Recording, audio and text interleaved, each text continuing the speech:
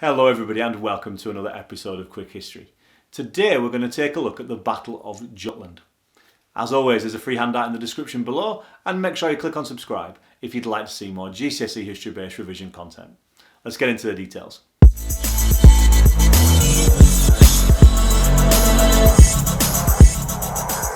The Battle of Jutland was the most significant confrontation between the British and German navies during the First World War.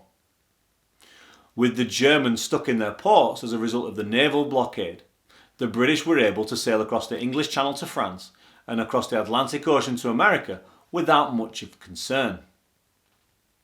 However, in May 1916, the Germans hatched a plan to try and break the blockade and confront the Royal Navy in a significant battle. This became known as the Battle of Jutland and was organised by Admiral Scheer of the German High Command. Admiral Scheer's plan for the Battle of Jutland was fourfold. First of all, a small group of German ships would sail into the North Sea to act as bait. The second part of the plan is it was hoped by Scheer that the British would send the full force of the British Navy to attack these bait ships to deter Germany from trying such actions again. The third part of the plan is that Scheer hoped that Britain would take the bait, which would allow the entire German fleet to attack Britain from behind. Whilst the British fleet was engaged with the small amount of bait ships, it was hoped that the German Navy could be broken out of its port and surround the British Navy at Jutland. The final part of the plan would be the destruction of the British Navy. With the British Navy trapped between the bait ships and the German fleet, it would be very simple for the Germans to pick off the British fleet and send them to the bottom of the North Sea.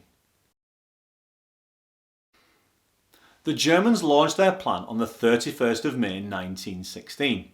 However, unfortunately for the Germans, the British had managed to acquire a code book, which meant that they knew exactly what Scheer's plan was going to be.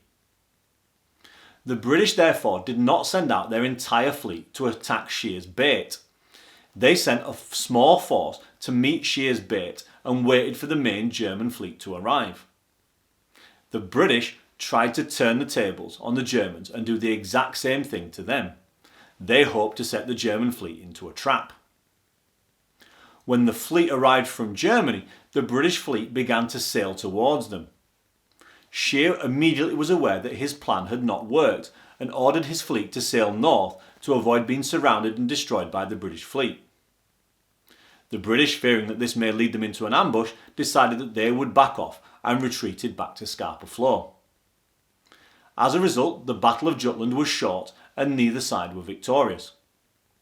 Germany claimed that they won the battle because they destroyed more British ships and more British sailors were killed in the incident.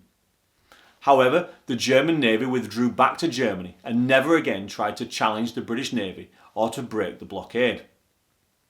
In fact, the next attempt of the Germans to try and break the blockade came at Kiel in 1918 and led to the mutiny of the German Navy.